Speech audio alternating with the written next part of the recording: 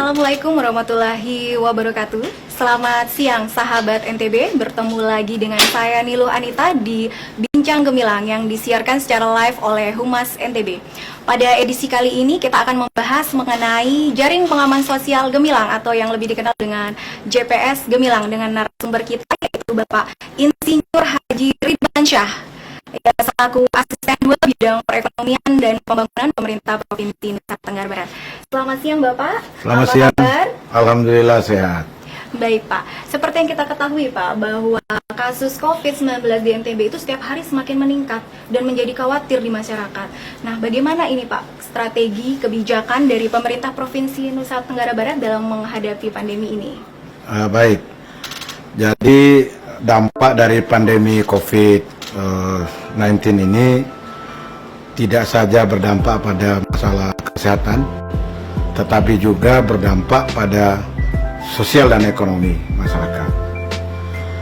Nah, dalam kebijakannya pemerintah provinsi sebagaimana menjadi arahan pemerintah pusat, selain kita fokus pada soal kesehatannya, pencegahan dan penanganannya, kita juga berbarengan harus juga memikirkan bagaimana dampak sosial dan ekonominya. Nah, oleh karena itu, selain ada yang mengurus soal kesehatan ini, kita juga meluncurkan namanya program Jaring Pengaman Sosial. Nah, kita namakan JPS NTB Gemilang. JPS NTB Gemilang. Baik. Nah, Jaring Pengaman Sosial NTB Gemilang ini tujuannya sama persis dengan apa yang diluncurkan oleh pemerintah pusat, adalah bagaimana membantu masyarakat yang terdampak, khususnya masyarakat miskin dan rentan miskin itu bisa bertahan hidup. Karena dengan adanya COVID ini kan mereka, masyarakat terdampak ini kan kehilangan pekerjaan, menurun daya belinya, nah, sehingga pemerintah harus membantu mereka sehingga bisa tetap memenuhi kebutuhan hidupnya sehari-hari. Nah, JPS pemerintah Provinsi NTB ini adalah untuk melengkapi paket JPS yang diluncurkan oleh pemerintah pusat. Ya, itu kira-kira tujuannya, sehingga dalam pelaksanaannya itu kita berharap semakin banyak jumlah masyarakat sebagai penerima manfaat dan tidak boleh ada yang tumpang tindih di dalam menerima. Jangan sampai ada yang sudah menerima KPH, bantuan pangan non tunai. Kita harapkan tidak lagi menerima jaring pengaman sosial dari pemerintah provinsi dan juga jaring pengaman sosial yang dikeluarkan oleh pemerintah kabupaten kota. Jadi intinya JPS pemerintah provinsi itu adalah untuk melengkapi jaring pengaman sosial yang diberikan oleh pemerintah pusat. Memang dikhususkan untuk masyarakat NTB yang kurang mampu. Iya, untuk masyarakat NTB yang kurang mampu. Baik, nah untuk JPS Gemilang ini sendiri, JPS NTB Gemilang ya Pak? Ya. Itu bentuk-bentuknya seperti apa Pak? Ya, karena ini sifatnya untuk pemenuhan kebutuhan hidup sehari-hari, Pak Gubernur memilih kita memberi sembako. Nah, seperti juga yang diberikan oleh pemerintah pusat dalam bentuk bantuan pangan non tunai. Kita memberi sembako tetapi tidak memberi uang.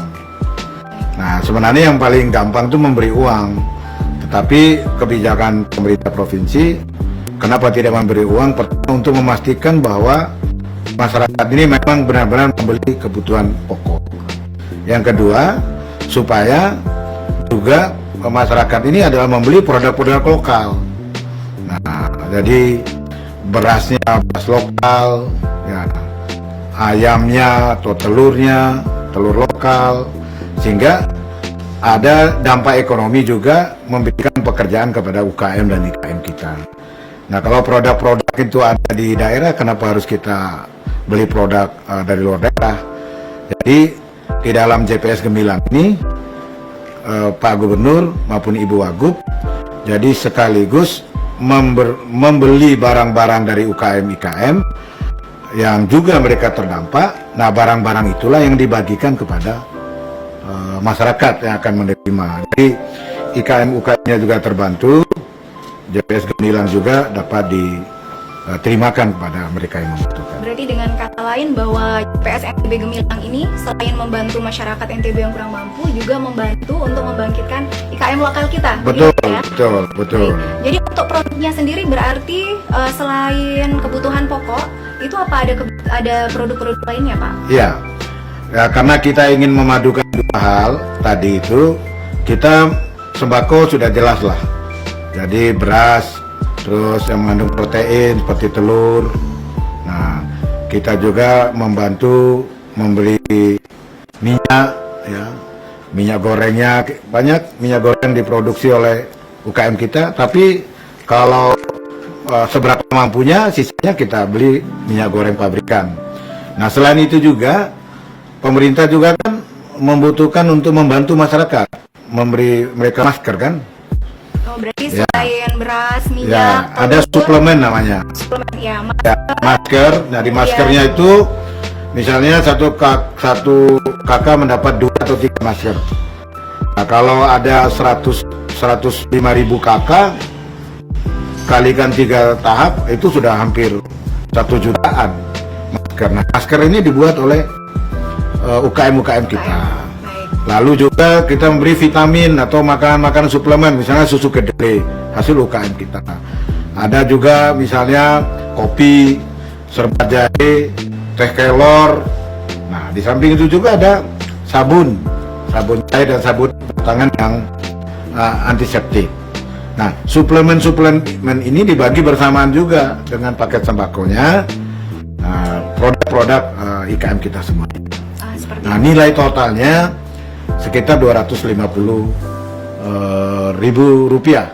200.000 untuk sembakonya, 50.000 untuk suplemen dan maskernya.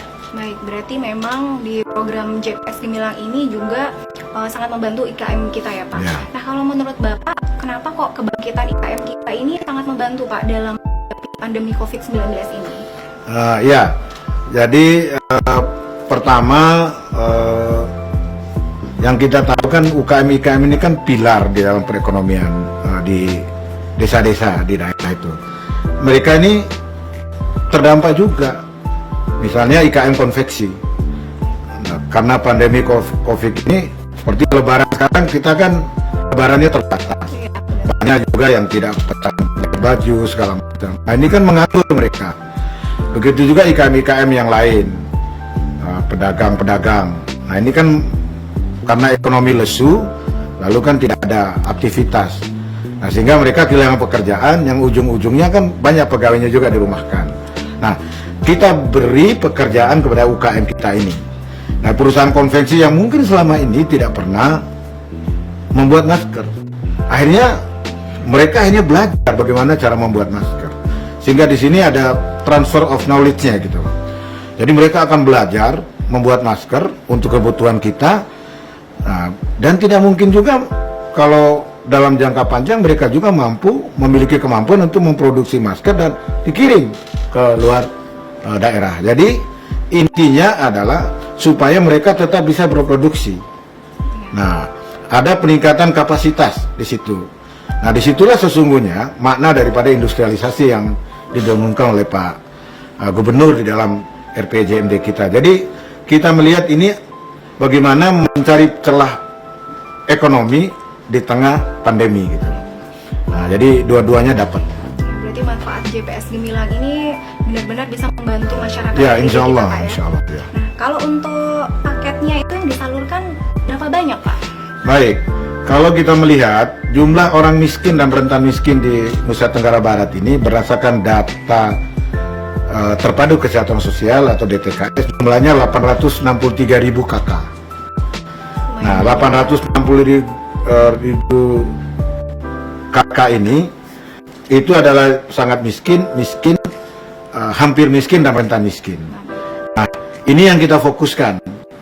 Nah, nanti mana yang sudah mendapat bantuan dari pusat, nah itu tidak lagi mendapat dari JPS provinsi. Nah, kita masuk melengkapi itu karena pusat tidak akan mampu mencukupkan kebutuhan itu. Nah, itulah kita masuk dengan sejumlah 99.000 kakak. 99.000 kakak. Kemudian untuk sistem penyalurannya seperti apa Pak? Ya. JPS NTB Oke. Gemilang ini. Selain yang 99.000 kakak itu, kita juga menyisakan 6.000 di luar yang ada di dalam DTKS itu. Kenapa? Karena yang terpapar atau terdampak ini bukan hanya orang miskin saja, ada juga yang kemarinnya tidak miskin, tapi karena kehilangan pekerjaan, akhirnya juga terpapar. Misalnya pegawai-pegawai hotel yang dirumahkan, karyawan-karyawan restoran dirumahkan, misalnya. Lalu misalnya pedagang kaki lima, dia ada di dalam DTKS itu, sehingga 99.000 untuk masyarakat miskin yang ada di DTKS, sisanya 6.000 kita salurkan ke masyarakat atau pekerja yang terdampak, termasuk misalnya tenaga-tenaga kesehatan, cleaning service, office boy, terus pedagang asongan, kusir Cidomo yang di di Gili dan lain-lain. Jadi totalnya 105.000 kepala keluarga. Jadi nilainya sekitar hampir 28 miliar. Kemudian untuk tahapan penyaluran JPS NTB Gemilang ini apa dibagi setiap bulan atau dibagi dalam beberapa tahap? Ya, kita sesuai dengan kemampuan keuangan yang ada, kita rencanakan 3 bulan. Sama halnya dengan bantuan dari pusat, baik bansos tunai maupun bantuan langsung tunai itu 3 bulan. Karena perkiraannya pandemik COVID ini akan berlangsung sampai bulan Juni. Jadi kita akan berikan JPS Gemilang ini 3 bulan, April, Mei, dan Juni. Dan saat ini sudah berlangsung dan hampir selesai yang tahap pertama. Ya. Berarti sudah dimulai penyalurannya dari bulan April kemarin, tanggal 20 April. Dan rencananya akan dibagi menjadi 3 tahap gitu 3 Pak tahap. ya, selama 3 bulan. April, Mei, dan Juni. Ya. Kalau untuk sumber anggarannya Pak dari JPS Gemilang ini? Ya, sumber anggaran dari JPS Gemilang itu berasal dari pertama belanja tidak terduga yang memang diperuntukkan untuk keadaan-keadaan darurat. Nah, tapi kan itu tidak cukup. Nah, petunjuk dari pemerintah pusat yang berlaku bagi pemerintah provinsi maupun pemerintah kabupaten, diadakan realokasi dan refocusing anggaran, yaitu memotong dan mengalihkan kegiatan-kegiatan yang tidak perlu atau dapat ditunda. Misalnya perjalanan dinas, kan kita praktis nggak jalan nih selama 6 bulan. Biaya makan minum, rapat, atau pekerjaan pembangunan gedung yang mungkin tidak terlalu urgent. Kalau dari realokasi dan refocusing ini terkumpullah sejumlah anggaran. Nah, inilah yang dimasukkan di dalam belanja tidak terduga. Nah, dikeluarkan lagi untuk belanja tiga bidang kesehatan, stimulus ekonomi, dan termasuk jaring pengaman sosial ini. Nah, di dalam 3 bulan ini kita perkirakan dana untuk jaring pengaman sosial ini sekitar 120-an miliar. 120-an miliar, Ya. ya. Cukup besar ya Pak. Cukup besar ya.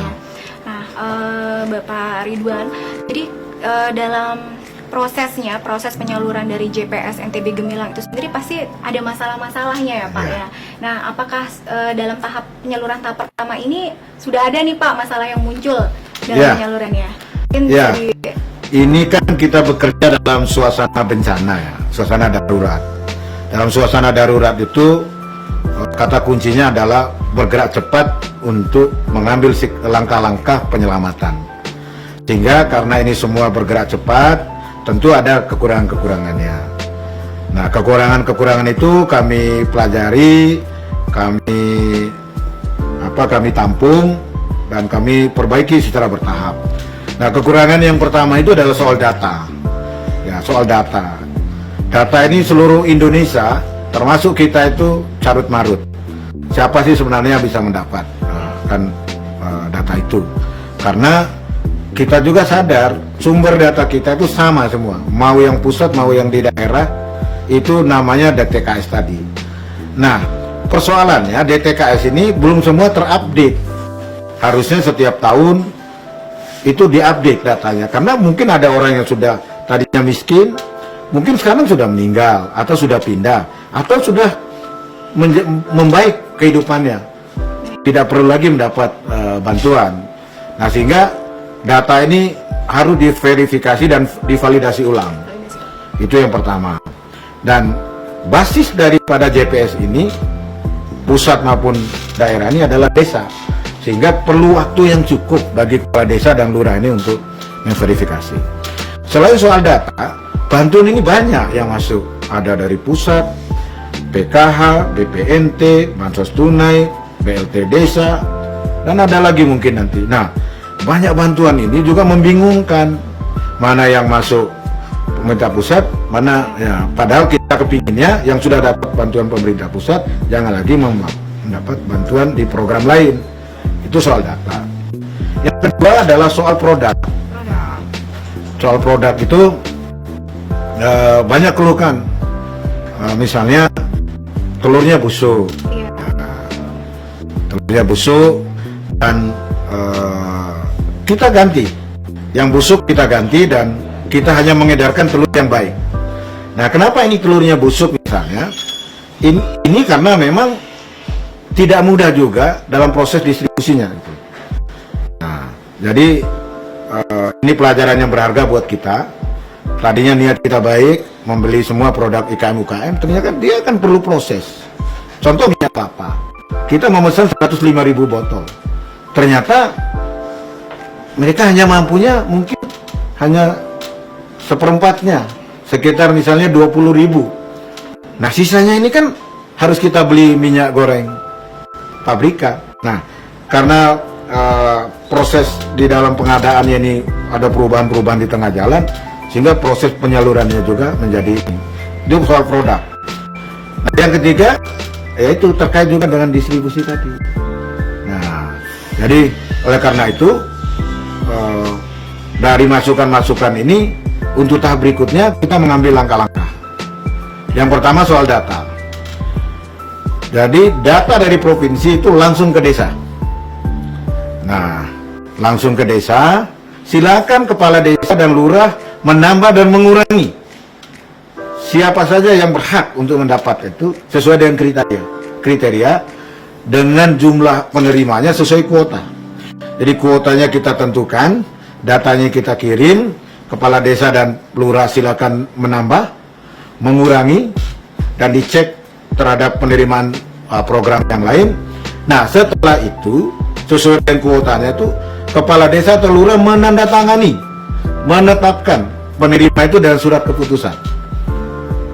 Nah, jadi surat keputusan. Jadi ini untuk menyelesaikan carut marut soal data ini. Jadi sekali lagi basis data ini adalah di desa dan di kelurahan. Silakan ditambah, dikurangi sesuai dengan kuota dan ditandatangani. Jadi kita tidak akan membagi paket JPS Gemilang ini kalau datanya belum selesai. Nah, itu yang pertama. Yang kedua, ada keluhan juga tidak proporsional antara satu desa dengan desa yang lain. Ada desa yang sebelahnya dirasakan sedikit, sebelahnya kok banyak sekali. Nah, ini kita evaluasi. Karena lagi-lagi karena kita berangkat dari data yang tidak valid, data awal. Nah, mungkin kita akan proporsionalkan. Kita akan diskusi dengan pemerintah kabupaten, pemerintah kecamatan, bagaimana ini? Apa mau dibagi data atau mau bagaimana? Nah, inilah yang juga harus kita rundingkan. Nah, itu memproporsionalkan datanya. Nah, setelah datanya valid, produknya kita ganti juga. Mungkin kita tidak pakai telur lagi di periode kedua karena bunda busuk. Kita ganti dengan abon ikan atau ikan kering yang juga produk UKM. Banyak ikan-ikan kering di pasar-pasar kita, hasil dari nelayan-nelayan kita. Jadi kita ganti ininya. Juga kita tambahkan misalnya garam, hasil produksi petambak garam kita di Bima, di Sumbawa maupun di Lombok Timur. Jadi semakin banyak IKM-IKM yang terlibat. Nah, yang terakhir, setelah data ini valid, kita distribusikan, barangnya itu dikeluhkan banyak yang kececer-kececer. Nah, kita belikan tasnya lah.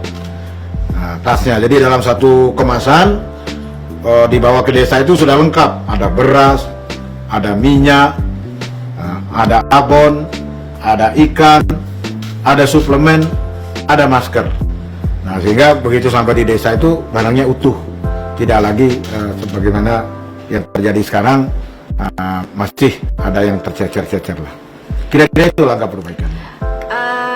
Kalau misalnya kita lihat ya Pak ya di masyarakat, jadi banyak sekali komentar-komentar masyarakat yang mengapa kok JPS Gemilangnya tidak dalam berbentuk uang gitu. Kenapa mesti harus dalam bentuk produk? Bagaimana nih Pak? Ya, Bapak? Ini adalah pilihan ya. Ini adalah pilihan.